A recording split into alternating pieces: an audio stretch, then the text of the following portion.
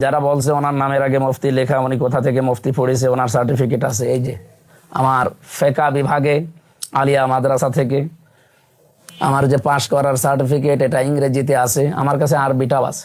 এই যে এখানে আছে, আপনারা দেখতে পারেন। প্রিয় সাংবাদিক ভাইরা, আপনাদের মাধ্যমে আর একটা বিষয় আমি জাতির সামনে স্পষ্ট করতে চাই। আমাকে নিয়ে কিছুদিন ধরে বিশেষ করে একটা মহল, তারা আমার শিক্ষাগত যোগ্যতা নিয়ে বা সার্টিফিকেট নিয়ে প্রশ্ন তোলে।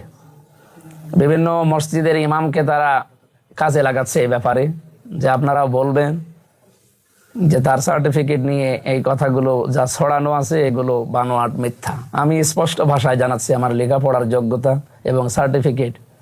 আমি প্রথমে জীবনের শুরুতে ক্লাস 5 পর্যন্ত আমার প্রাইমারি স্কুল ডাবিরাভিটা সরকারি প্রাথমিক বিদ্যালয় যেটা, সেখানে 5 পর্যন্ত পড়াশোনা করি।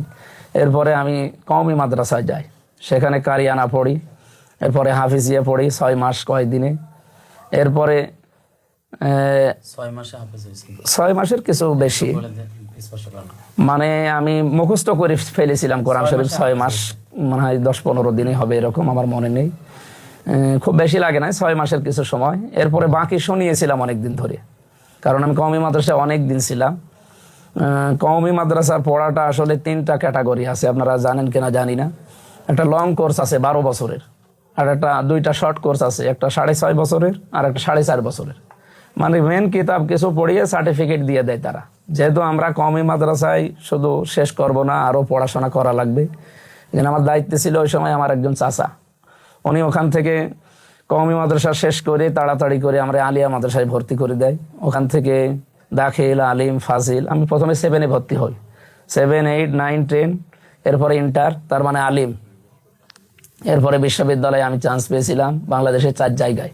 প্রথমে কুষ্টিয়া বিশ্ববিদ্যালয়, ইসলামী বিশ্ববিদ্যালয় যেটা, এরপরে রাজশাহীতে, এরপরে জাহাঙ্গীরনগরে চান্স পাইনি, আমি পরীক্ষা দিয়েছিলাম কিন্তু ওয়েটিংয়ে ছিলাম। আর চট্টগ্রামে পেয়েছিলাম আরবি সাহিত্যে, ইসলামের ইতিহাসে আর আরবি সাহিত্যে রাজশাহী বিশ্ববিদ্যালয়। এরপরে দেখলাম আমার পছন্দ আল কোরআন, তো আমি মেধা তালিকায় 16 নম্বরে ছিলাম।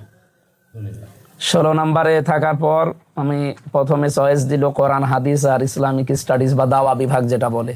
তা আমার তো ছোটকাল থেকেই হাফিজ হওয়ার পর থেকে আমার চিন্তা ভাবনা ছিল যে আল্লামা সাঈদী রহমতুল্লাহ আলাইহির মতো তাফসির নিয়ে আমি তাফসির করতে চাই। এই জন্য তাফসির নিয়ে পড়াশোনা করি, ওখান থেকে অনার্স মাস্টার্স করি।